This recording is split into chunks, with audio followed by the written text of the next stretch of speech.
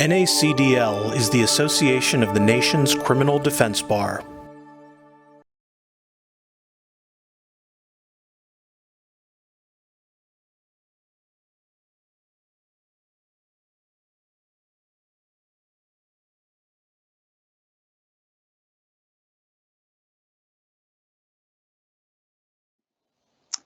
Hello, welcome to NACDL's webinar, Unlocking the Black Box, Challenging the Use of Secret Algorithms and Technologies in Criminal Cases. As many of you may have already encountered, law enforcement is using a lot of different types of technology, whether it's in investigations, in prosecutions, and a lot of what is behind those technologies is invisible to the defense. So whether you're looking at DNA and probabilistic genotyping or face recognition, predictive policing, all risk assessment tools, all these decision-making tools have a secret sort of in-between where all the sausage gets made that defense lawyers often don't have access to. And so we put this webinar together today to get an understanding of sort of how to approach this somewhat intimidating technology when it shows up in your case. How do you understand the basics of what does this even mean? Where does this show up? How do I think about this issue in the context of defending my clients? Who do I talk to when it comes to experts, and how do I consult them? What kind of questions do I need to ask? We're going to explore all of this with you today, so you'll get a sense of, a sort of globally a sense of how to address these issues when they show up in your cases, but also walk away with a feeling that although the technology can feel scary, you can walk away realizing that this really is just another challenge that comes up in criminal cases, and you can use the tools in your toolbox just with a different brand of science technology as it goes forward. I'm Jumana Musa. I'm director of the Fourth Amendment Center at NACDL. This webinar is being recorded. So if you think it was great, you want to share it with somebody, you want to go back and see something, it will be up on our website in the next couple of days. I will say that we are going to get started. We're having some technical difficulties, but we are fortunate to be joined by Megan Graham, who's the clinical supervising attorney in the Samuelson Law, Technology, and Public Policy Clinic at UC Berkeley, which the clinic is a partner of NACDL's. We do a great deal of work in this area. We're very excited to have Megan share with us today and give us the sort of lay of the land when it comes to all these different technologies that the black box shows up in. I'm going to turn it over to Megan. Great. Thank you so much, Jumana. I'm going to take a second and share some slides, hopefully to help folks who are watching from home follow along a little bit. As Jumana said, I'm Megan Graham. I'm a clinical supervising attorney in the Samuelson Law, Technology, and Public Policy Clinic at UC Berkeley School of Law. As part of my work there, I help train students and work with clients on kind of figuring out how technology issues appear in criminal cases, and then also helping identify ways to litigate those issues, right? How do you best serve your clients when you're confronting a technology that you may or may not fully understand or know a ton about? So the very first thing I want to do before we dive into kind of my overview of this area, I'm going to talk mostly about the big legal issues. But the first thing I want to do is start by saying, even though this may sound intimidating, right? It's high tech. You may be comfortable or uncomfortable talking about the technology and software issues that are involved. I just want to reassure you that as defense attorneys, you already have the skills that are necessary to start pushing back on black box algorithms in your clients' cases, right? It's a very similar set, like it's the same legal skills you have that you use in cases you're more used to seeing. It's not different, although it may be that the way the law applies to these issues is slightly new, but it's the same set of skills that you have across the board. Nitin hopefully will be joining us soon, and he's going to talk a little bit more about the technical details of, what is a black box algorithm? How would a technologist think about the issues that are presented? Because knowing the technology is really helpful in how you articulate all of your arguments. But I want to kind of start by just giving my lawyer's articulation of what a black box algorithm is, so that we're using some common terminology. Generally speaking, a computer program, an algorithm is actually a mathematical sequence of instructions, right? So if X, then you do Y.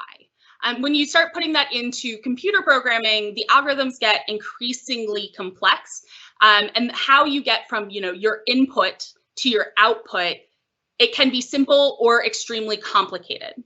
In a black box algorithm, though, that map, those steps, they're not known, and they could be unknown for lots of reasons, right? It may be that the company treats what that order of operations is, the choices the program is supposed to do to get from input to output. They may treat them as proprietary or trade secrets, and so they may kind of just keep them secret from the world for business purposes. They may also be unknown because the software itself, you've trained a computer program to do something, and the original programmer can no longer articulate, how the computer program got from A to B. One of the famous examples of this is the programmers of Google's search engine often will say, the original programmers, they don't know how the search engine precisely will get you from, your Google question to the answers that are produced. And that's just because something has happened in the computer programming so that the human can't identify how you got from input to output. So turning to what is probably a more comfortable discussion about the law, right, and what you're seeing in your clients' cases, I want to flag just some examples of black box algorithms that folks are seeing in criminal cases or are likely to see soon. So where do you see black box algorithms? These are just some examples. It's not a comprehensive list, but to kind of help you figure out what area we're playing around in as we have this conversation. One example is facial recognition, right? Facial recognition involves computer programs that are trained to recognize faces. Now, the way they do this is not the way the human eye identifies faces, right? They don't see a nose and say, oh, that's a nose. The computer program looks at the pixels in the image to identify this is probably a human face. And then they take the face that's being compared and they compare it to a database of known faces, right? That can be mugshots. It can be, in some states and areas, it includes driver's license images. So faces where the identity of the person is known, and there's a big set of those get compared against the one set where somebody's unknown. The underlying data sets, this is a black box algorithm because the underlying data sets that are used to train those faces, they're often unknown, right? So there may be a general idea of kind of how these programs were trained to recognize faces, but the precise mechanisms by which they were trained, what the programs analyze when it comes to, say that this face is probably a match to that face, there are details in there that may be unknown. The National Institute of Standards and Technology, in fact, released a report in 2019 that showed that based on this training data, there are actually variances in how reliable facial recognition programs are. That study looked at 99 different facial recognition programs and indicated that there are big differences between, how accurate the programs are when it comes to, either very young or very old faces compared to, adult faces. Also men versus women and people of different skin tones. Generally speaking, for the sorts of photos that tend to be found at crime scenes, they're usually lower quality. They're not head on. The lighting is often poor or unpredictable. For those types of photos, this study found that facial recognition algorithms are generally less accurate for very young and very old faces. They're less accurate for women, and they're less accurate for Black folks, individuals from certain Asian populations, and Native American populations. So if you start thinking about your clients, there may all of a sudden be questions about how accurate or reliable facial recognition is. And there are reasons within the software that might point you towards concerns about that reliability. Another example that defense attorneys are seeing in an increasing number of cases, in fact, in some states they are now required, are risk assessment scores.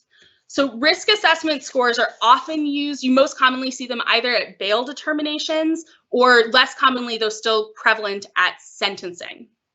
And risk assessment tools purport to do complex analysis of an individual's characteristics to decide what the risk of recidivism is, right? The way that these pieces of software are programmed, the training data that goes into them, it's often historic criminological studies that purport then to make assessments about your individual client.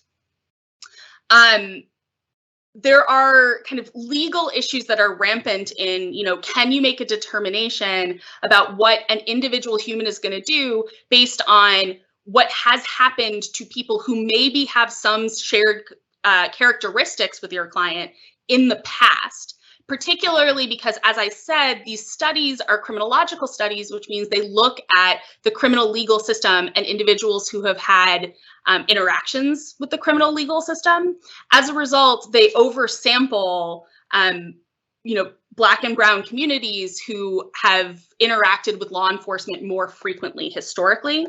And so the kind of way they measure risk of recidivism, it's often based on somewhat biased sample sets, or extremely biased sample sets, depending on the studies that are being used. So again, this is a piece of software that is purporting to make these determinations about your client's likelihood of recidivism that then gets used to decide what bail should be set, or whether your client's in custody or not, as a basic matter. And they also can be used actually at sentencing to decide, is this a client? The judge can assess, are they more worried or less worried about how your client will react based on the prison sentence, and as a result, they may get a longer sentence or a shorter sentence based on these results. Another type of black box algorithm that, depending on where you are in the country, you may be seeing a lot of or hearing a lot about in your local news are predictive policing algorithms. These are pieces of software that aggregate and collect data from lots of different sources. Most of those sources are law enforcement, but they aren't exclusively. For example, the data that feeds and kind of produces results in these algorithms often comes from law enforcement interactions, whether or not the individual in that interaction was a suspect or a victim, someone just in the community who, the cops were talking to for whatever reason. They also include 911 call data. And in places like New York City, they actually also include 311 data. For those who don't know what that is, that's the number you call for non-emergency issues, including, a water main broke, not just, there's this kind of petty theft that happened in the neighborhood where we don't need the cops to arrive in an emergent way.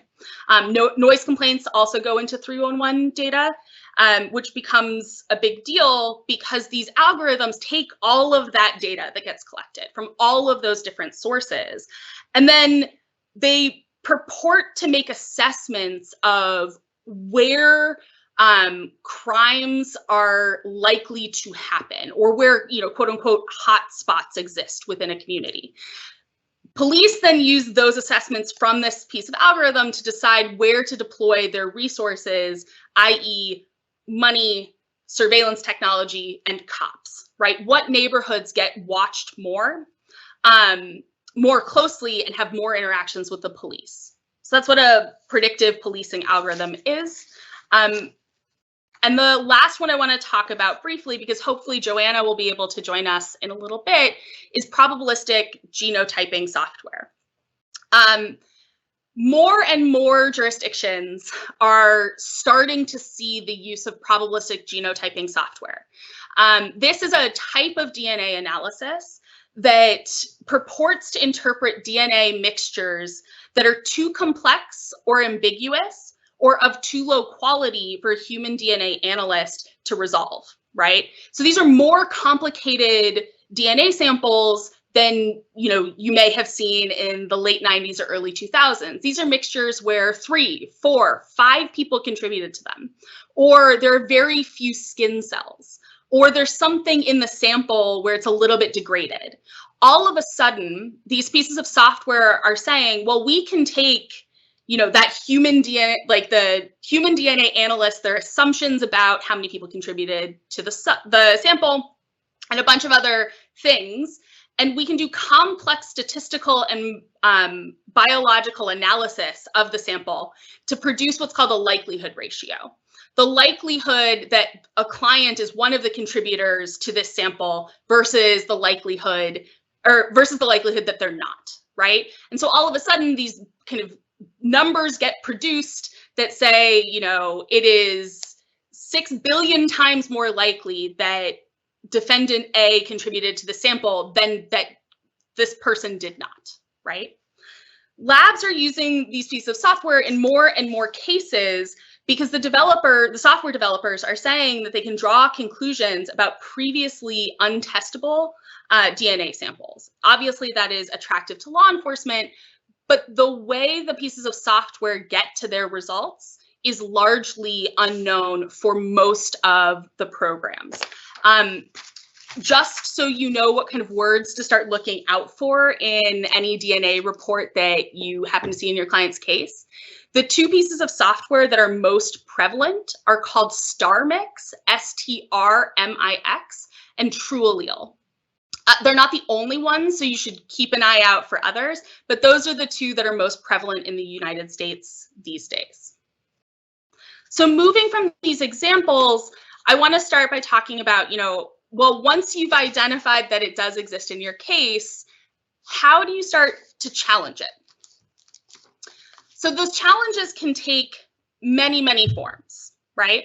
Everything from a discovery request and related motions to compel, to pretrial motions to exclude evidence on various grounds, to Daubert or Frye motions or other kind of rules of evidence challenges. If, those options fail and all of a sudden you find yourself going to trial, you may want to consider requests for jury instructions or adverse inferences, right? Starting to think about how the jury should be instructed to interpret the evidence based on what information was available to you and your client when this was used in their case. There also may be challenges via objections or experts during trial, right? On direct examination or cross-examination, you may be able to get challenges in other ways. So I want to start by looking at discovery requests and motions to compel, because the very first thing you need to do anytime a black box algorithm might have been used in your case is you need to ask for more information. And actually, before we even get to that, I want to point out that this area of practice, it can be difficult actually to know if these things have been used in your cases. Law enforcement and prosecutors may or may not tell you directly, for example, that facial recognition was used at some point in the identification of your client. So one of the things you need to do is actually just start using or asking if various types of black box algorithms were used to uncover whether they exist in your case. But once you've identified that those things have been used, you have to start asking for more information. Discovery rules vary by jurisdiction, but remember that your client has a constitutional right to present a defense and to confront the evidence against them. There are rampant issues in discovery when it comes to black box algorithms. My colleague at Berkeley, Andrea Roth, has often referred to this area of law as machine-generated evidence, right? All of a sudden, you have a piece of software that is actually generating the piece of evidence that would be introduced against your client. And so you have to confront them in different ways. The things that you have to start asking for, it depends on what the software is, right? But you're going to have to ask for validation studies, also verification studies. You may need to ask for source code. You may have to ask for whether it's the crime lab or law enforcement's policies and procedures about when they use these things, how they use these things. You may have to ask for information about what data goes into that predictive policing algorithm, right? So start thinking pretty broadly about what is the information that you might need to know or your client might need to know in order to challenge them. Hello? Before I move on to the next slide, is that when defense teams try to subpoena the information, just so you all know, the companies that develop these programs often refuse to comply with the requests. They'll litigate motions to quash, or in some instances, they'll convince the government to push back on their behalf. So I like to flag this because there's actually a lot of litigation that needs to happen at this stage so that you're prepared to talk about it later in the case. So going quickly to motions to exclude evidence, I tend to group these in kind of 3 buckets, but they're pretty interrelated. The first are confrontation clause arguments, right? So when it's machine generated evidence, going back to this point, the statement that is being made against your client is made by the machine. The voice, the person who's reading it into the record will be an analyst, but that's not where the evidence comes from. And so all of a sudden you have to start asking questions and crafting creative arguments around the fact that your client has a right to confront the evidence against them, which means the software, right? That's a 6th Amendment guarantee. The second group, which I don't have a fun image for, is the kind of due process concerns that are at issue here, right? There's a lack of fairness when the government has access to information and evidence that your client is never provided.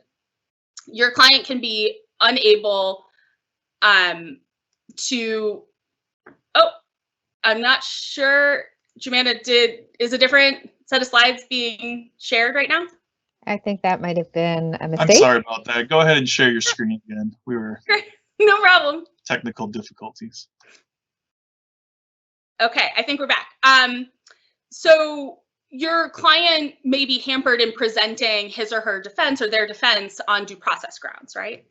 The other one is Brady and its progeny, right? You may have Brady arguments about, is it exculpatory, for example, to know that a piece of facial recognition software thought that there were other people more likely than your client to be a match to that photo, right? So start thinking about ways that you might be able to articulate that you need to know more, or you are entitled to know more than the government wants to disclose, because what that evidence tells you may actually be, what they're withholding may be exculpatory. Moving on quickly to kind of the next big stage where there's litigation, Daubert, Frye, other rules of evidence, right? So when you don't know how a piece of software operates, the very first thing that jumps to my mind is a question about whether or not this information is reliable, right? Can it be, and in Frye, can it be generally accepted if you don't know how the analysis is conducted? This right now, I would say, is where most of the litigation about black box algorithms is currently happening. And I think it's a really important stage at which to have these fights. But as we'll talk a little bit later, those earlier stage challenges inform your ability to make and win these arguments. Other types of challenges, this is where things get to be a little bit of a grab bag, and you have to be creative and rely on those trial skills that you're used to using.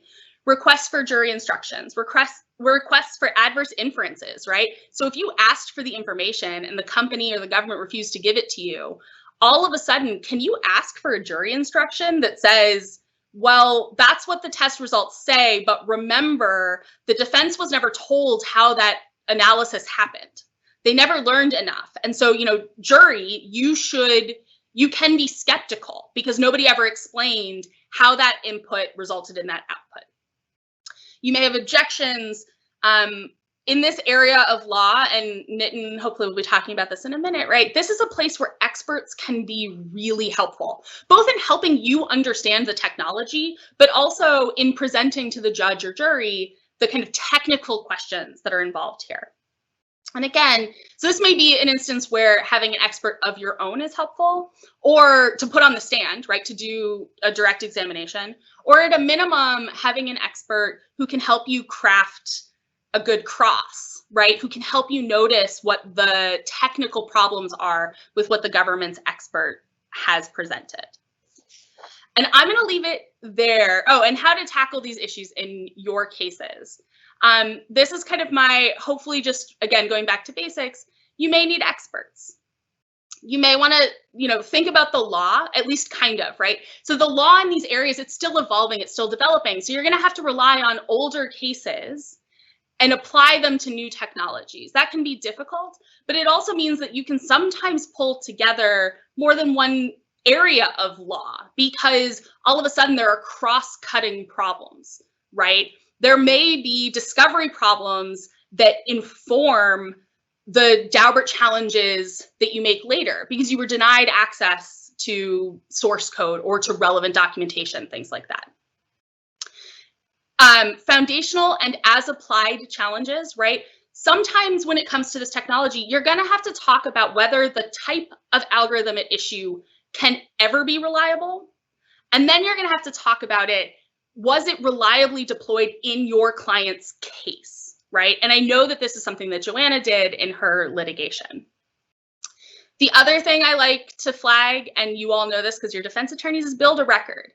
But when I say this, what I mean is both within the case that you are litigating and with an eye towards appeal.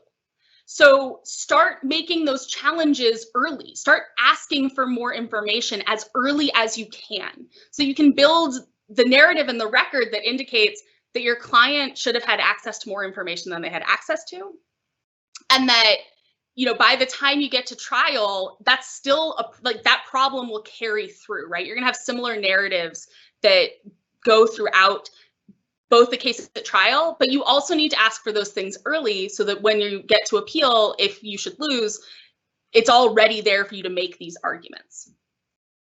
The last thing I always like to flag is don't forget to make the non-technology arguments. When it comes to DNA, there may be DNA science challenges on top of concerns about the software that was used to analyze your client's DNA sample, for example. So be sure not to lose sight of the kind of non-tech arguments by focusing solely on the tech arguments. The problems go hand in hand, and you should make sure to confront them all. And with that, I think I am done with my slides. And Joanna, I'll turn it back to you. Thank you. So that was a really great overview because, the most common things lawyers say, well, I'm a lawyer, I don't do math. That's why I went to law school, right? We've all heard it, hackneyed phrase at this point. But, the issue with these algorithms is we know there's information, we know something happens, and then there's information on the other side. And so our next guest is Nitin Kohli, who's a PhD candidate at the UC Berkeley School of Information, who's really done deep looks into sort of how do these things work or not work, and is very good at talking to us lay people about, how to think about this, because it does feel very challenging when, it seems like this sort of magical thing that happens, and how do you even question it? And I believe, I may be mistakenly attributing this to you, Nitin, that the first time I heard him speak, he said, it's not magic, it's math, right?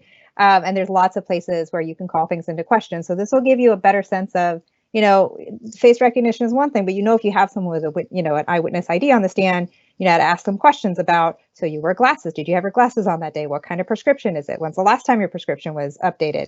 All the questions you might ask somebody just to try and get at, is this a proper witness ID? You can interrogate these black box algorithms that way with sort of a better understanding. And so Nitin's going to walk us through a little bit of how, us lay people can understand some of what happens in that something happens box.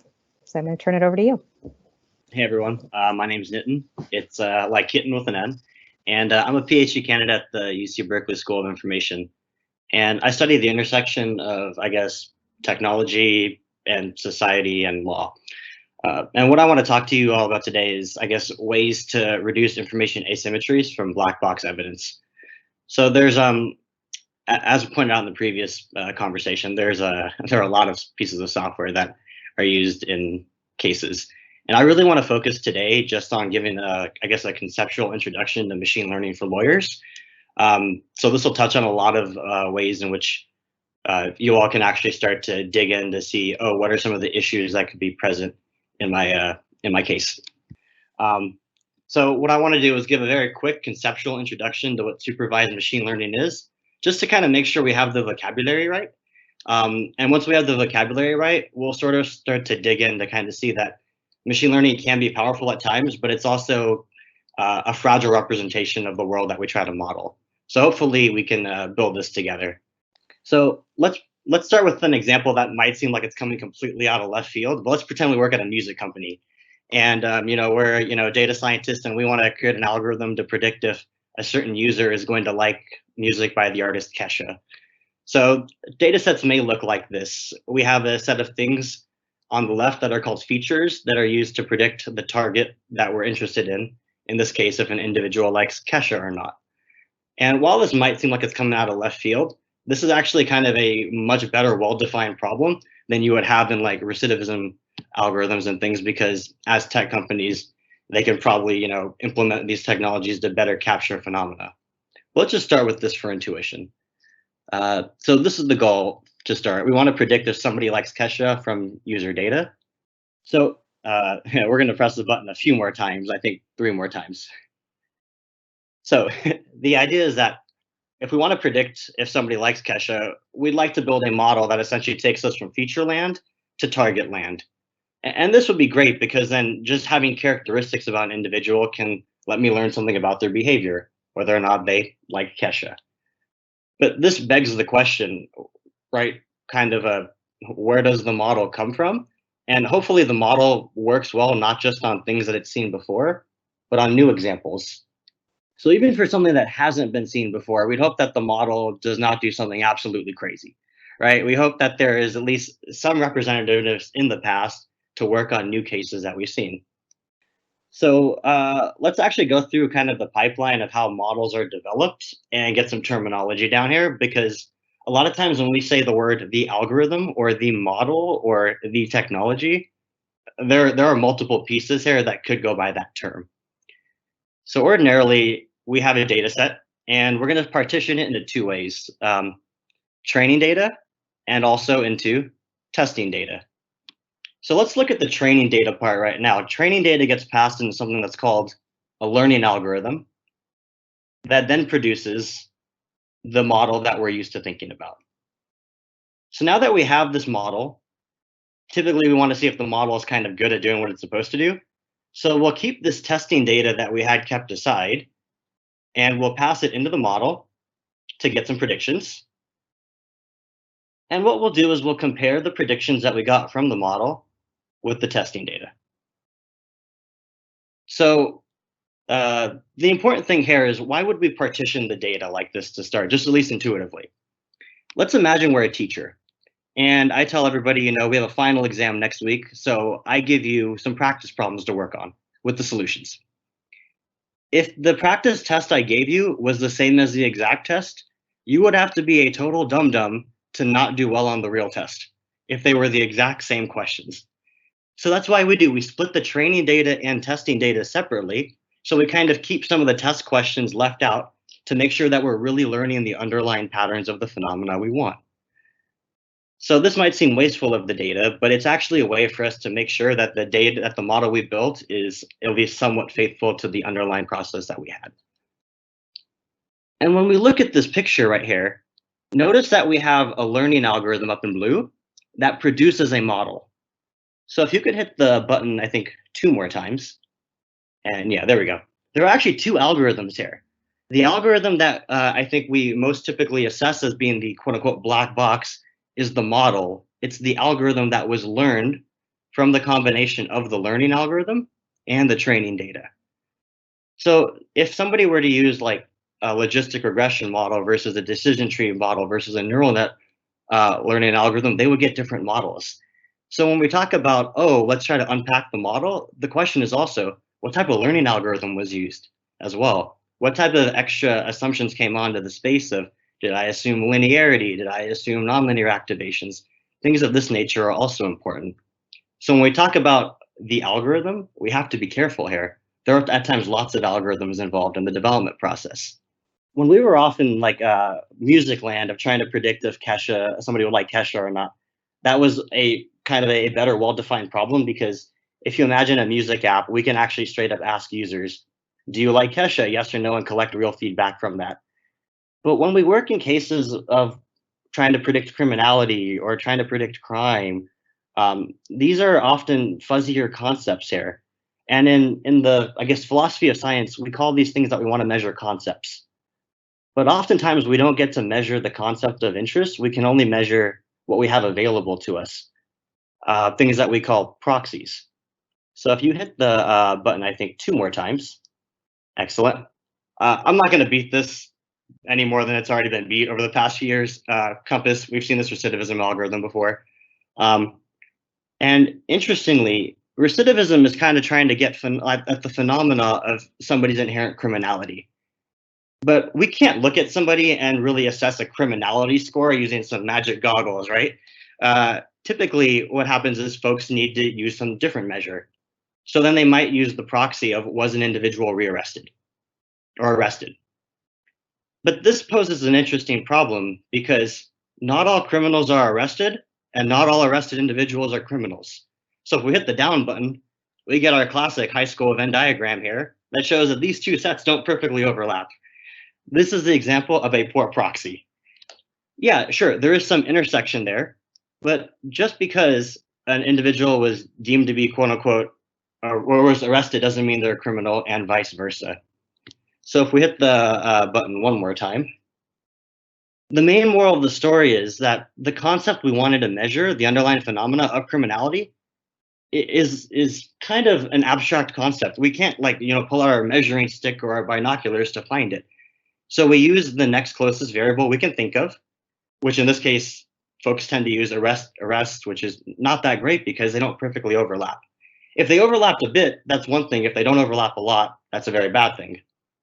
So if we go to the next slide, there was a study that was done called Technical Flaws of Pretrial Risk Assessments Raise Grave Concerns. And what they found was, for a particular assessment, that the folks who created these tools were using arrests as a proxy for like if they would be committing a violent crime again. What they found was that 92% of the folks who were flagged for pretrial violence actually didn't get arrested for a violent crime. So this is quite a poor proxy in general. These sets don't overlap as nicely as one may think. So that's the first way these things can go wrong, is that when we build a model, we want it to predict something. That something we want it to predict might not be measurable in a strict sense, so we try to measure something we believe is close to it. But if we can show that that thing we thought was close to it really isn't, it kind of shows just the fragility of the model itself in measuring the underlying process. So that's one way things can go a little wrong. Now, not all proxies are poor, but in this case, this is a poor proxy. So another way where things can go wrong, this is the classic, the data's bias slide, where everybody throws up their arms and is like, I think I got you, right? I think this is worth just pointing out in general, because this is typically a very valid concern. So let's imagine we're off in predictive policing land, for example. We know, as Megan pointed out in the previous part of the talk, that there are biases in historical crime data. For example, we know certain groups are over likely to be represented as perpetrators of crimes. And we also know that certain groups are also likely to be underrepresented as victims of crimes. For example, if you imagine the late 90s Eastern European immigrants who came to the States, if they were victims of crimes, were less likely to call the police, because back in the day in the Soviet Union, you just didn't do that. So we see that because of these historical, the historical way that the world has been set up, the data we have is a snapshot of something, and it may not be the snapshot we hope it is.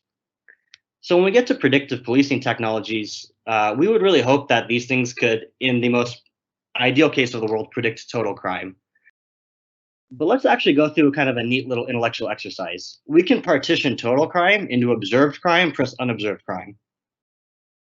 And since these predictive policing technologies behave off of data sets, unobserved crime isn't going to be in there. So we know that observed crime must be less than or equal to total crime, if we hit it 1 more time.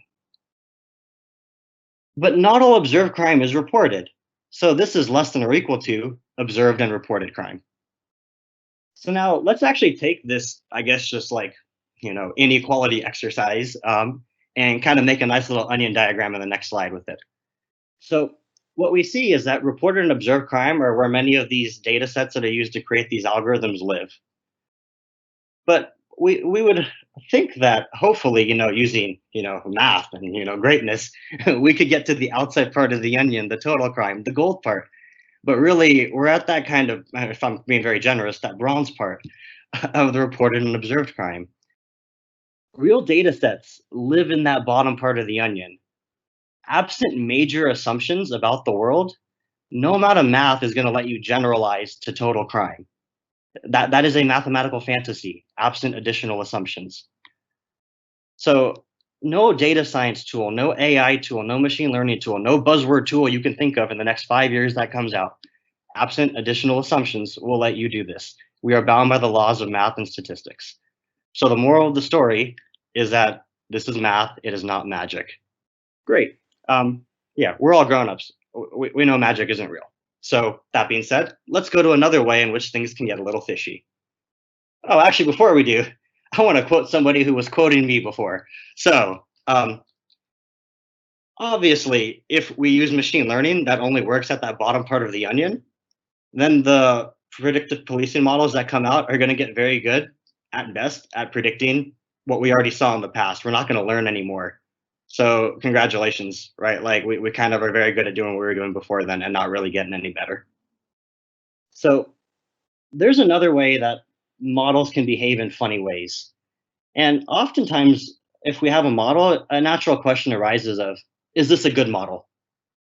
And that begs the question of, what do we mean by good? And there's lots of ways we can operationalize the notion of good, but let's start with just the simplest, is the model correct? And even that has a lot of funniness with it. So let's look at this funny 2x2 grid on the right-hand side. This is called a confusion matrix. So what we do is, like, let's imagine that a model predicts one if you, I don't know, one if you're a suicide risk and 0 if you're not, for example.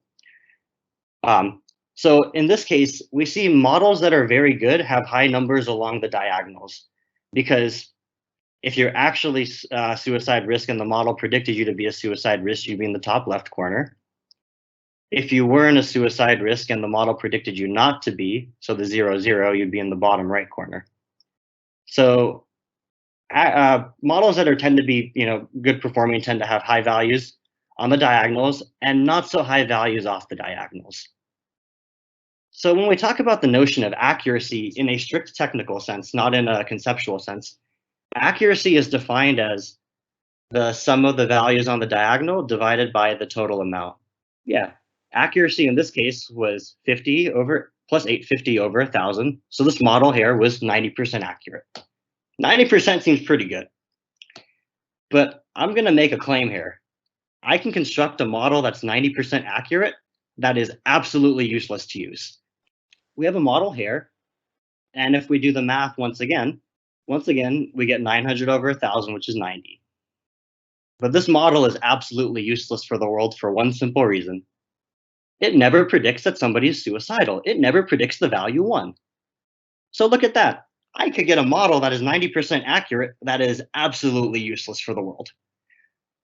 So this actually points over an important part of that error types really matter here. Accuracy can paint with too broad of a brush sometimes that it can actually hide nuances of the model at certain cases where we actually want good behavior. Oh yeah, that's what I said. Yeah, cool. Next one then. Exactly. Error types matter. When we talk about a model's performance, don't just ask for accuracy, because to a technical person, that means you just want to know how many were right overall. But really, we know for certain groups, false positives and false negatives really do matter here. Those are the things in the off diagonals. So also getting an assessment of the false positive and false negative rates, in addition, can actually help paint with more nuance than the accuracy brush could overall.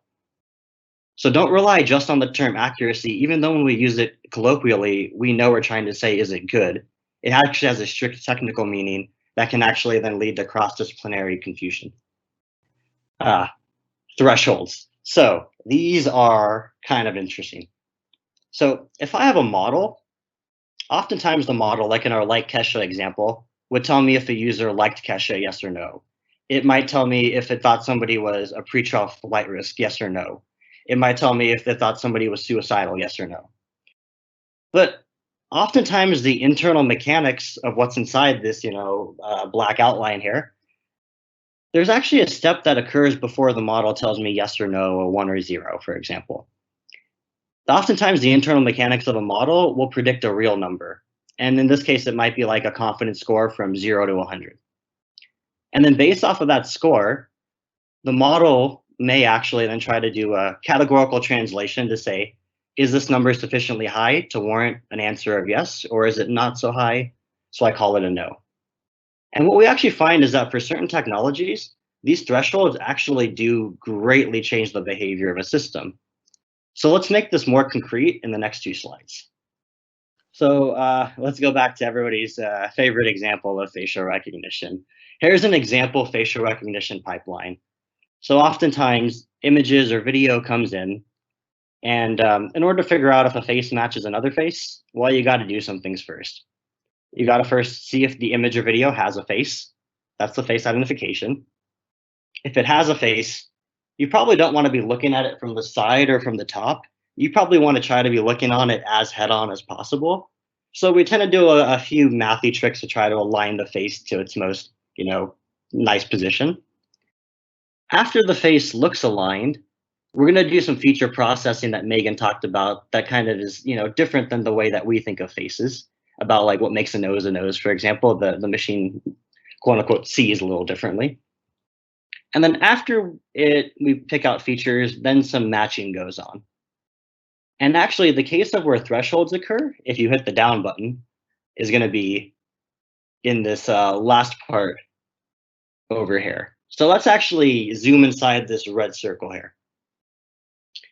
So when we have a matching step, the facial recognition pipeline will give a confidence score. It might say, the score of 90% for if this is a match or not, or a score of 17% if this is a match or not, a score of pi%, for example, if this is a match or not. But that score doesn't mean anything unless we, actually make a decision of, is this a match, yes or no? So we introduce a threshold. But we see that as we vary the threshold, we're going to change the number of matches and non-matches we get. If I set my threshold too low for what a match is, I'm going to get a lot more matches. So think of it like this. When we're in college, if we had professors who gave, typically a hard exam, they would curve the exam, or they'd curve the class at the end. They might say, instead of a 90% being an A, I'm going to make 80% an A. That's a threshold.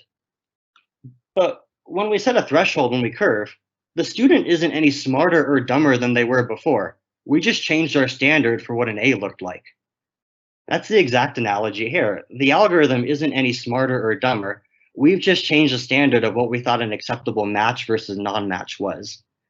So because of this, asking questions about what thresholds were used to make these categorical decisions are important as well, because they actually do the last step of taking all the funny math in real number land to the decision of yes or no, or the binary 0-1. And there's only one more thing I want to chat about for a bit. And this is the fallacy of what's called fairness through unawareness. So computer science research over the past decade or so has found that it is possible to learn features about an individual even if the features weren't used in the model. So what that means outside of feature tech word lands is the following. Suppose I had a data set that did not include an individual's race in it. When we pass that into a learning algorithm, the model can still actually learn features of race, even though it wasn't inside the training data. And this is a simple reason. There might be other features inside the data set, such as socioeconomic status or zip code, or things that correlate very highly with race. So even though race wasn't explicitly in the training data, the model can pick up those patterns from the training data itself. And that might seem troubling, and yes, it is, but it actually makes a lot of sense when you think about it, though, that a model could do this, even beyond the fact that things are correlated, because somebody's race affects their entire trajectory of their life at times. You can't just say, because I plucked race out of a data set, all the features no longer have race somehow encoded in it. Just because I plucked out somebody's gender doesn't mean they didn't have different opportunities later on in life. Just because I pluck out one part of a feature, doesn't mean everything else didn't depend on it in any possible way. So because the fact that sensitive attributes tend to bleed over into other features that we measure, the model will be able to pick that up, even if it's not inside there. So the fallacy of fairness through unawareness is the fallacy that says, just because my model didn't see race or gender, it can't discriminate based off of race or gender. That's not true. It definitely can. It's because it's been encoded in other ways in the data set, just not explicitly. So in order to make sure that we avoid discrimination without explicit programming of it, like obviously if a designer put in like, if race was this, right, that's like explicitly putting it in there. But you can still pick it up implicitly through other proxy features as well. And there are computer science methods that try to address this issue, but those are beyond the scope of this talk. And I encourage you to either reach out to me more afterwards, or find an expert who would love to talk to you for days and days on end about this. So hopefully by at least going through this, I try to not put that many numbers in the slides. So hopefully for those of us who are allergic to math, this was digestible. And the moral of the story is the following. If we want to reduce these information asymmetries we have when we look at black box evidence, it's kind of helpful to, if we know the pipeline of how it was built, in the machine learning pipeline, in the facial recognition pipeline, etc. But oftentimes, a lot of these systems that we build or that we see are actually really fragile representations about the world they try to model. This can be because maybe the target they tried to measure doesn't exist, so they used a poor proxy. Or maybe there were a lot of biases historically from previously collected data. Or, maybe thresholds were used that weren't appropriate, or things of this nature. So the moral of the story is that these are fragile representations of the world. And frankly, when we're taught to go through science classes, we're taught to, be very careful about our assumptions and the way we build these things. And the way we actually then say that an academic paper isn't good is we point these out to one another. But challenging these in the same way is perfectly acceptable here, because if you had a poor proxy in science, it's still a poor proxy when you're trying to predict crime, right? It's still a poor proxy for recidivism, etc. So hopefully this gives you, I guess, an introduction to the road to how to reduce these information asymmetries. All right, thank you, Nitin. So yeah, I'm hoping that gave you the sense of why, question everything, right? I think sometimes we're presented with these sort of high-tech things, like they're just so airtight, and it's this like magical science that we can't possibly understand, but it's got to have done the right thing. So hopefully you took away what I took away from Nitin the first time I heard from him, which was that there's a lot of places where it goes wrong, right? Which is why we bring these challenges. Just before I introduce our next guest, I want to let you know if you have questions, you can email them to me directly at jmusa@nacdl.org. So that's J like jelly, M like Mary, U, S like Sam, A @nacdl.org. And we will do some question and answer at the end. Also, we will be flashing a CLE code towards the end as well. So if you're wondering about your CLE credit, that will be coming as well. I want to introduce our last speaker, Joanna Clute, Assistant Federal Defender in the Western District of Michigan, currently arguing the Gesandter case. And she can talk about what happens when you are a regular non-tech lawyer that gets sort of faced with a tech case, and how you can actually take your, real lawyer tools and use them against a technological case. I'm going to turn it over to Joanna. I'm Joanna Clute. In short summary, I was really thrown into the deep end in this case. I find speeches and presentations like Nitin's quite intimidating at times. It often translates into just white noise for me.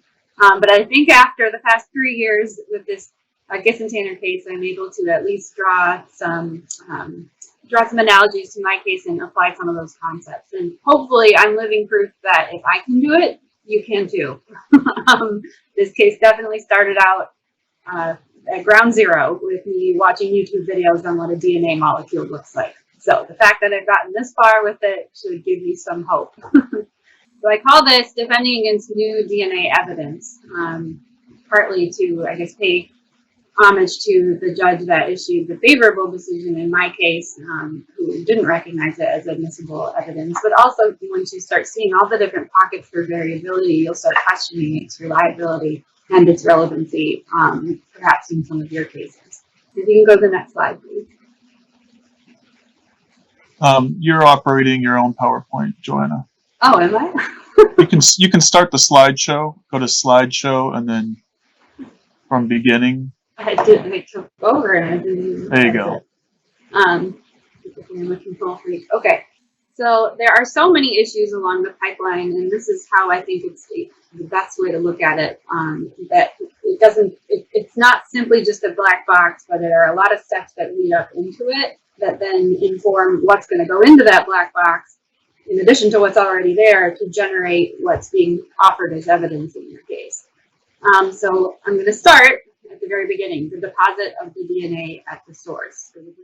All right, so deposit of the DNA material at the source. Think about the type of DNA that's been deposited. So blood, semen, or is it touch DNA? That is, we shed about 300,000 cells a day, each person does, and it depends on your size and your predisposition to shedding, how many you shed, but they're all over the place. So typically a blood type of DNA is going to be a little bit more pure than necessarily a touch DNA. Think about the quality of it. Was it a clear touch, or was it a secondary or tertiary transfer? That is, did someone carry a DNA from source A to source B of someone else, perhaps on to source C, or was it a direct contribution? Think about how much is there. How long was the object held, for instance, and on what substrate was it held, or what material was it held? Was it wet? Was it dry? It'll give you an idea of how much might be deposited there, or how that can vary. And think about the relative contributions in mixtures. Is it a complex mixture of at least 3 individuals? Does it appear to be only 1, etc.? So the deposit itself is going to have lots of different variables that are then going to impact the reliability of the figure that's generated at the end.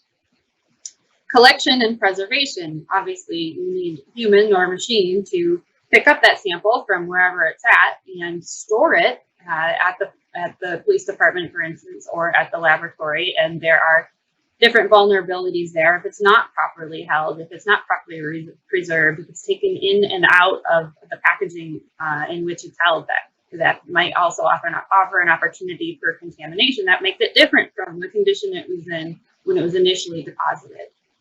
Same with the laboratory conditions. Are there issues with contamination? That different labs have different quality levels and cleanliness levels, and they often try to factor that into their calculation, try to figure that out in determining, in looking at your case file, whether or not that impacted the final result here that's now being offered as evidence of what happened at the particular time. Think about the different programs that are utilized. So this isn't just, they put the raw material into a vial, press a button, and that's the end of it. There are so many different steps along the way. You have to amplify the product. Well, first you have to quantify the product, figure out how much is there, or the material.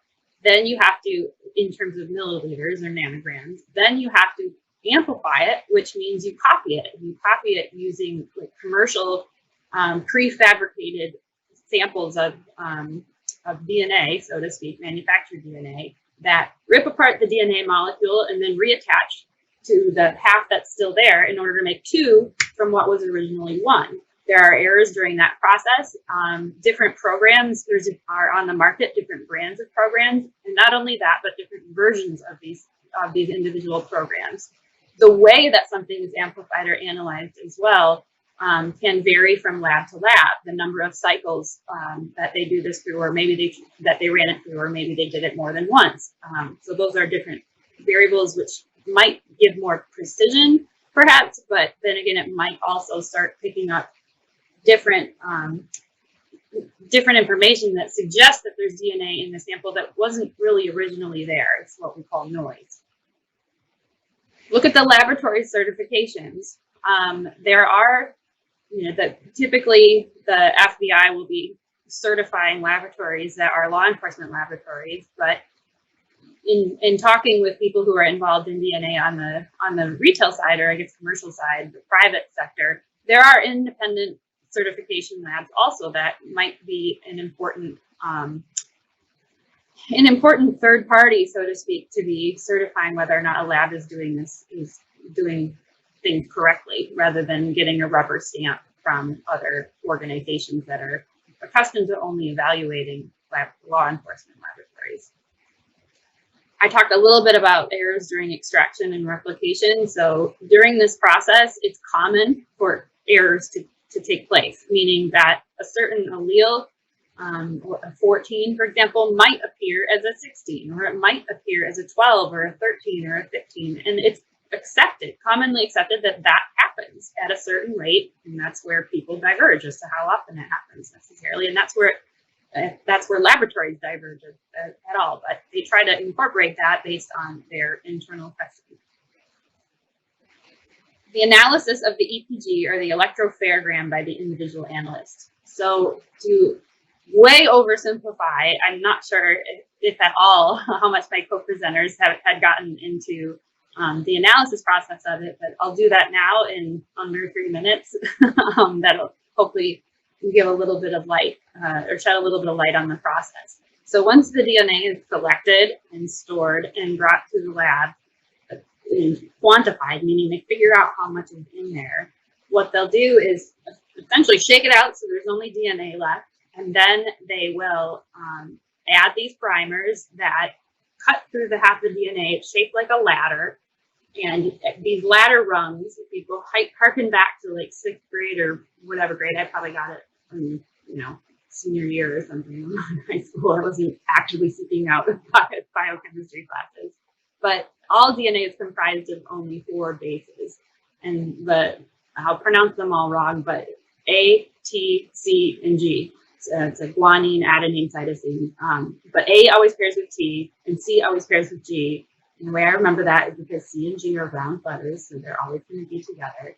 But they vary along each individual rung here. And so the whole DNA strand, once you stretch it out, that's what it looks like. AT, CG, AT, CG across the board. And they'll do that billions and billions of times. What the primer does, or what happens during the replication and extraction, is they'll rip that ladder in half.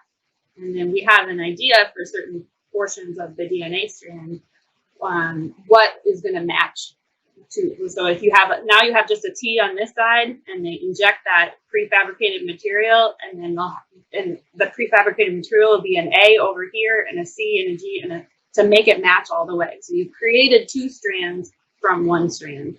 Again, oversimplification, but that's what replication is. Well, sometimes they can attach at the wrong spot, and sometimes it'll look different from what was originally in there.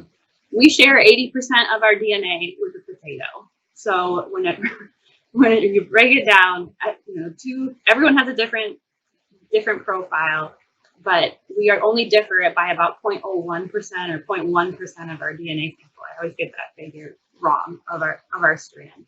And so what they're looking at the end of the day is certain sites or loci on that DNA strand. And they've looked at about 23 of them, at least they did in my case.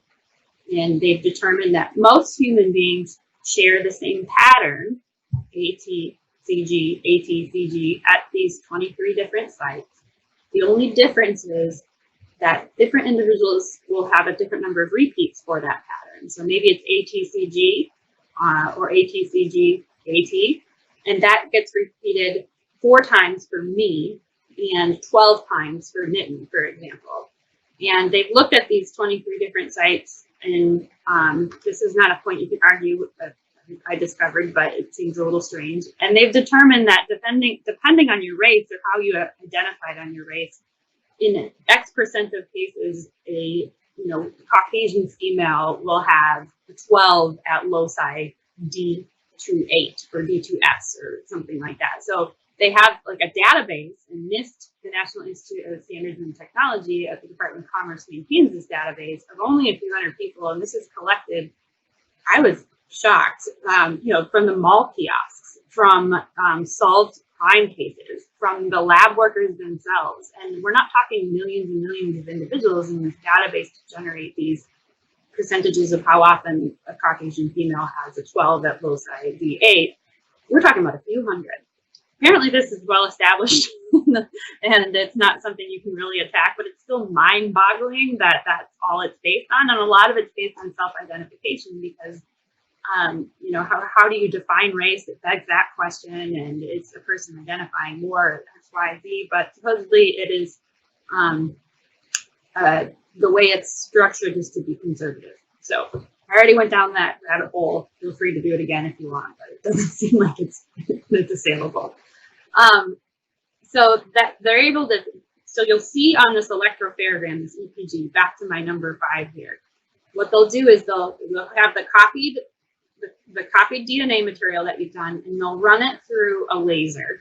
And the laser will be able to, based on the color, will tell them how much, like what site it's on, so which loci is showing up and which number, and then the brightness of the laser will tell them approximately how much is there. So nobody's ever actually saying the base pairs when you're doing this. It's all gauged on the brightness and color that's being passed through this laser. When it's being passed through this laser, sometimes the really long ones, because some of the sequences are longer than others, will fall off and they won't even show off on the electropharogram. By contrast, the shorter ones go zip through there really fast. So you're going to kind of have an imbalance between the number of things that show up on the shorter strands that tend to be the ones we share in common versus the longer ones. So when they fall out, that's called dropout. Sometimes when you're attaching these primers and sending it through the laser, there's an issue where it just overcopies and it does way too much and it's super bright, and you see a ton of a really high figure there, and that's called oversaturation. And again, maybe you have the process where you think you're looking at a 12, but in reality there was a problem during the copying process and it's actually an 11, but you wouldn't know that because it shows up as a 12 and that's just where it's attached. So there are errors embedded along the way. There's also the issue of noise. That is, it's propping up somewhere on the EPG. It shows that there's something there, but it's not actual DNA material. You don't know why it's there. It might be there for contamination. It might be there for another reason. Oversaturation. So these are some of the determinations that the individual analyst is making. Is this noise, or is this real DNA material that was in that initial sample? Is this oversaturation, or is this really just how much was in there in this sample versus the other alleles that were there? And one thing that the analyst has to do for most probabilistic genotyping software systems that generate these figures in complex mixtures is determine or estimate the number of contributors in the mixture. The true number of contributors in any DNA sample is never known. You'll never know it. You can make a pretty sure guess if it's one person, pretty sure guess if it's 2 people, but if you're not the one actually depositing it and seeing that deposit, you'll never know for certain how many contributors are in there. It's always an estimate. It's a very easy concession when you get to mixtures to have an expert say that. So it's undisputed, but reasonable minds can be. Nothing unreasonable. So now you've used all these different software programs and applications to just analyze it and get your EPG, which is traditionally where it ended. That analysis did until the last few years. Now the lab decides what program they're going to purchase. There are a number of programs on the market, dozens last I checked, and there may be some issues with individual programs. I mean, they're competing against one another, so they're pointing fingers at each other about which program is better and which one has more reliable results, and the lab has to make a decision there. Just because they're the market leader doesn't mean that that's the best, most accurate program there. Maybe they just have the best marketing, but always have that scrutinizing of an eye when it comes to buying money you're going to spend tax, or what you're going to spend taxpayer dollars money on. There may be issues with certain versions, and there may be subsequent updates that are made to a program even after purchase that were not utilized in your case. And so if there were updates because they identified a problem after they used it in your case, that's something you're going to want to look into.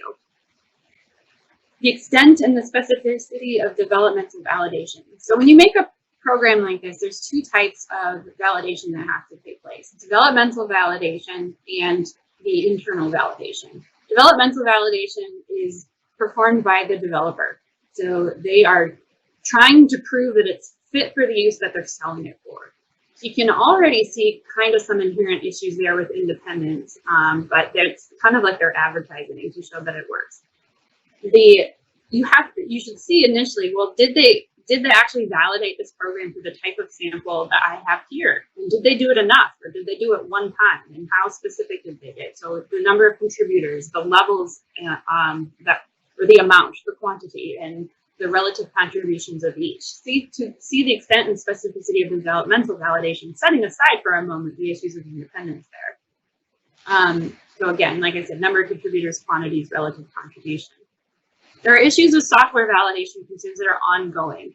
So the developers that are validating their own programs, there are already software validation principles that are utilized in other fields, whether it's with the Nuclear Regulatory Commission or whether it's with the FDA or whether it's with a new app on your iPhone. There are principles of validating software that are commonly used, regularly used, more often than not used, that are completely not used at all when it comes to probabilistic genotyping software.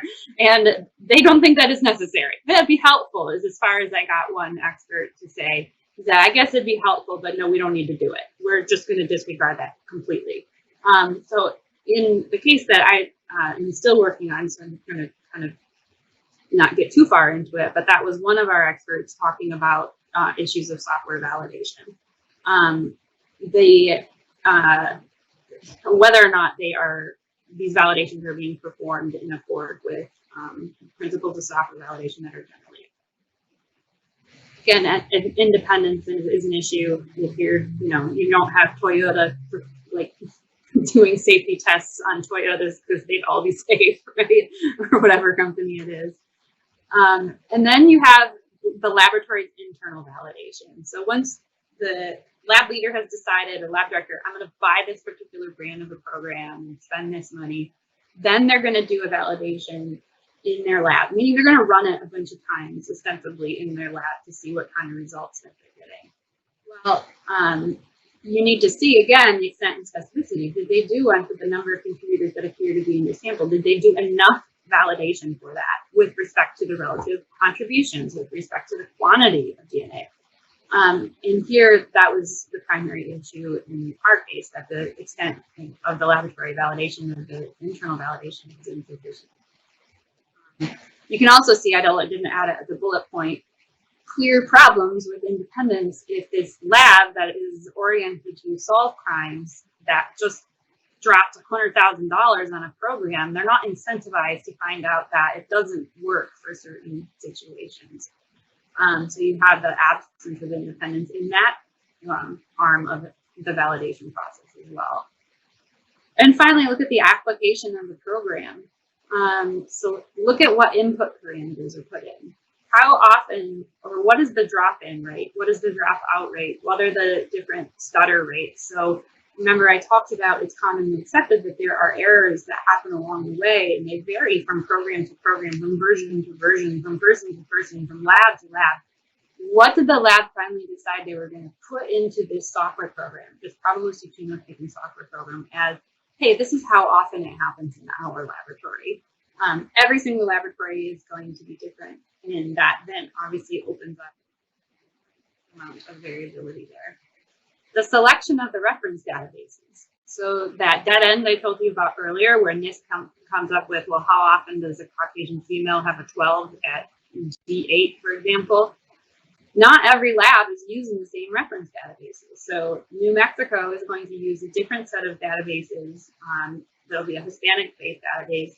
It was the last case that I read that they utilized. And depending on if you're a reservation, you might be using a smaller database for certain tribes. And in Michigan, we only had, I think we're only using African-American, Caucasian, and Hispanic. But in other areas, they're also using certain Asian-American databases. They're not all incorporated into the system. And that's a selection made by the lab director, kind of as a, well, looks like we got this many people here, so we're going to go ahead and use this database. Well, that's going to impact the final result the same way all of these other input parameters. The selection of the input data. So last slide, I talked about the latitude that the analyst has in reading that electropherogram, in estimating the number of contributors. That's a number that has to be put into most probabilistic genotyping programs, and it's the number that drives the ultimate result that's generated, and I'll explain how that works shortly as best I can. So if a different analyst doesn't believe that there's 3 contributors, if they think, hey, to me it looks like 5, I don't think that's over saturation, I think that's real DNA, then you're going to have a different likelihood ratio, and that's just based on the individuals at the end of the line. So all of these are going to have an impact on the ultimate figure that's generated. Another thing to be mindful of is that the ultimate figure, even if you don't change anything, in most programs, based on the type of modeling, see, I used one word from Nitten's speech, but based on the type of modeling that's used, they are going to have a completely different result every single time, even if you don't change any of that input data. That's just the way it works. It's just random. Not completely random, but the way that modeling is set up. In one program is Markov-Chain Monte Carlo, which means every time we run it, it's going to give us around the same number as our theory, but not the same one. And obviously, my position is we don't know that it's going to be around the same number.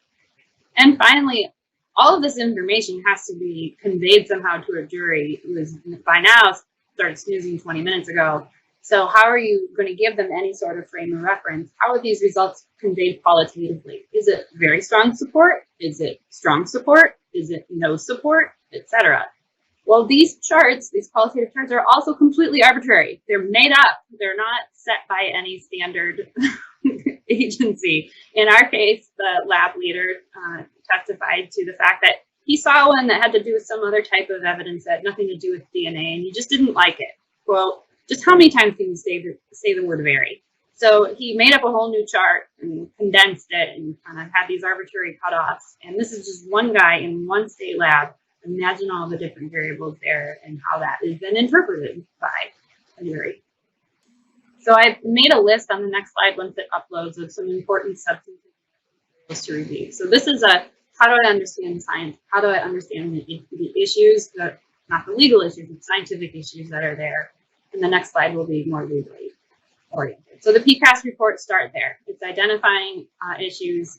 There's a group of experts, not just lawyers, and lots of scientists, mostly scientists, including the creators of materials like this, and their addendum in which they didn't change position, cautioning against the use of probabilistic genotyping systems in complex mixtures of touch DNA with certain levels of contributors because of the lack of that validation, of appropriate validation, showing that these results all fall around the same, no matter what program you use, no matter what input that is there. There was an interlaboratory study at NIST involving DNA mixtures that was not released publicly for a very long time, but basically NIST sent out a whole bunch of mixtures that they knew what was contained in there and what wasn't to all these labs around the country and asked them to say, hey, analyze this for me.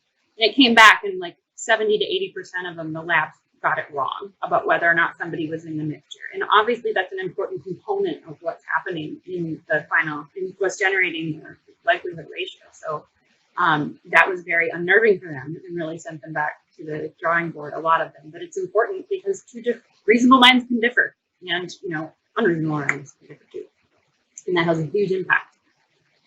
This article, the GHEP ISFG collaborative exercise on mixture profiles, talks about they ran a bunch of samples on different programs, and they showed that the differences generated on the same results in one brand program, for example, was like 12 orders of magnitude. So if you harken back to science, your early science or math class, that's like a 4 versus add 12 zeros, and then your difference of 12 orders of magnitude. That's enormous, like in terms of deciding probability. Eladio DNA mixtures interpretation, it talks about also issues with interpreting and when there are errors in interpreting these complex mixtures. Noel StarMix put to the test. So this professes to be in support of StarMix, which is one of the brands of the program. But if you read closely, it says that it creates an error in 1% of every cases. Well, if they're going to be using this and rolling it out on all these criminal cases, and 1 out of 100 criminal cases, even giving them the benefit of the doubt, it's the wrong information. I mean, that should really give the court some serious pause. And finally, the likelihood ratio is this weight of forensic evidence. Is 2 statisticians at NIST that wrote about how to convey this and the problems with conveying this to a jury. And a large article that was written recently while this case was pending about. So I'll leave the next couple of samples or slides for you to review on your own.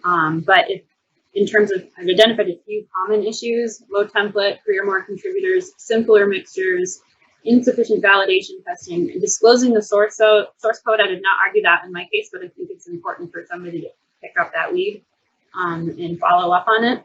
These are some good cases for that. And finally, once I get to the next slide, don't forget about the law. It's very easy to just disregard that when you start getting really excited about science that you never knew anything about.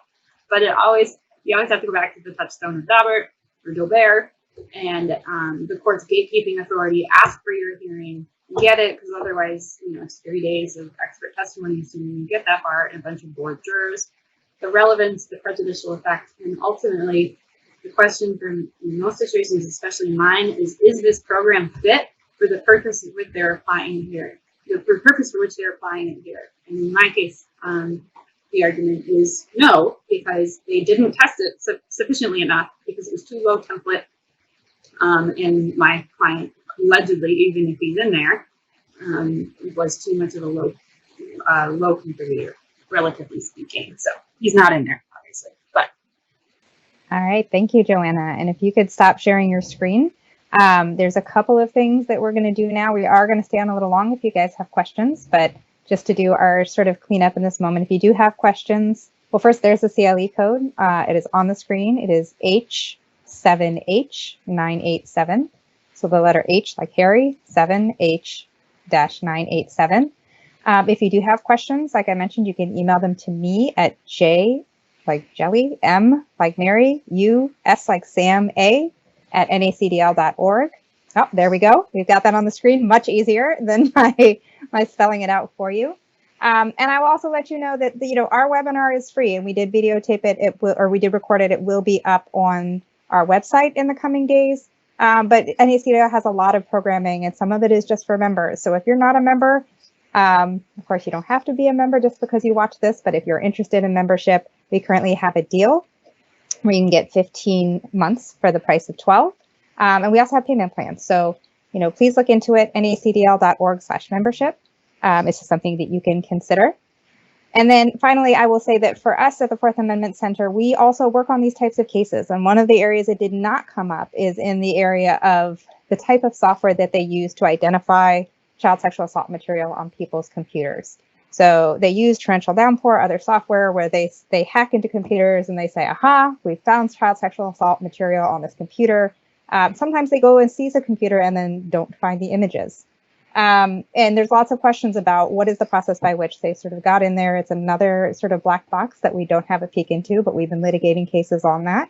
And we keep getting a little closer to sort of chipping away at what might happen between point A and point C. And so if you have any of these kinds of issues, you can always reach out to us for direct help in your case. It could be anything from, just a consultation. We can send you materials. And at times we have a couple of litigators who can actually help you draft motions or answer other questions. So you can reach out to us at 4ac@nacdl.org. So it's the number 4, and then A like Apple, C like cat at nacdl.org. And that is how we field requests. So you can get direct, if you have an email, you have a lawyer, let us know. We would love to help you on some of these cases. I will ask just the presenters real quick. There was a request for the sharing of slides. Are you all good with sharing your slides? Because people do want a chance to, to sit with them. Does that work? Sounds good. Yep. Excellent. And I think at this point, honestly, I'm not sure if we're having more technical difficulties because we've had a lot today. I don't think I'm seeing any questions. It may be because we've also gone a little long. So we may be losing people. So I guess with that, I would ask, because now you all sort of heard each other speak, if you all want to sort of take a quick minute to wrap up, and we'll go sort of in backwards order. So starting with Joanna and going to Nitin and then to you, Megan. Does that work? sure, just closing remarks, I guess. Yes, very brief. Okay. Yeah, I'm living proof that you can figure it out. I'll leave it at that. If you're, diligent and neurotic enough, which obviously I am the latter. But there are so many different arguments to make here. Do not be deterred. Figure out what your best ones are and put them forward. And don't be discouraged about the volume of material. There are people who do this all day. I had a lot of people who helped me understand certain concepts, and this is a small universe. So all of the different experts that you're working with know each other. They go to the same conferences and don't necessarily share the same opinions. So don't be afraid to reach out to different defender organizations, to me, and I'll try to point you in the right direction. You want to make sure the law is good on this point. Yeah, so I guess as we were going through a lot of these, like a lot of the issues that Joanna pointed out in probabilistic genotyping are issues that we saw in the like conceptual issues with machine learning as well in practice. And one thing I found, especially by working with folks who are lawyers, is lawyers, much like technologists, we're all very analytical people. And sure, we do sometimes speak different languages. Some of us like to use numbers more than others, right? But we all do have the set of skills to be able to actually just ask the right questions and be able to interrogate these things. So I would just encourage folks who are a little afraid of math to not be so much. It's just a language by which we use to convey ideas, and we all have the analytical sharpness to be able to keep moving forward on these. So yeah. Yeah. So I think, pulling all of this together the best I can, I think, again, you have the litigation skill set that you're going to need to use to litigate black box algorithm issues in your client's cases. It's a lot of the same skills. It's the same mechanisms, right? It's discovery letters and motions to compel. It's evidentiary challenges. It's cross-examination and direct examination. Like the skills are the same no matter the topic. And I think the other big thing, kind of pulling together what both Joanna and Nitin just said is it's okay to ask questions, right? Like if you don't know, that's okay. This stuff is complicated. It's a little difficult. It's a little in the weeds. And there are other people out there who have answers or will help, or maybe who have thought about this a little bit more than you've had time and capacity to. So when you don't know, it's sometimes just because like you haven't learned it yet, right? And diving into the issues can really help you pull out both the technical concerns, which are sometimes a matter of like logic, and then the legal concerns and how they fit together. So keep asking questions, reach out to folks for help, and you can absolutely do this. All right. So I will say, I know that there's a lot of questions about sort of entering the CLE code. We will get back to you offline. I want to thank all our presenters, and I would say, just to sort of tie up everything they said in a bow, at the end of the day, you do have the skills, even if it is a new challenge, because at this point, every challenge that you bring now, there was no Daubert, however you say it, until there was one, right? Until somebody said, well, this is something I need, and made an argument. And so you have the creativity to both think about how to use some of the tools you already have, but also think to yourself, well, this doesn't look like anything I had, so I'm just going to make up a new tool that I need and ask for it. And you don't know, when's the next time that judge tells you, well, yeah, that makes sense. Maybe we do need this new rule. And at the same time, if you get to the point where you're like, all this stuff is, this is speaking French, this is speaking Chinese, this is speaking every language I don't understand, you can find yourself a Nitin or somebody who can break it down for you, right? And say that, actually this isn't, French, Chinese, Swahili, Spanish, it's none of that. It's actually just numbers, and we can work it out. So materials from folks like Joanna who've been litigating these things that people are more than willing to share. So thank you again for joining us. Like I said, we will follow up with everybody who has CLE questions separately. And this will be online in a couple of days. And again, if you're not a member, you want to become a member, nacdl.org/membership. Thanks again.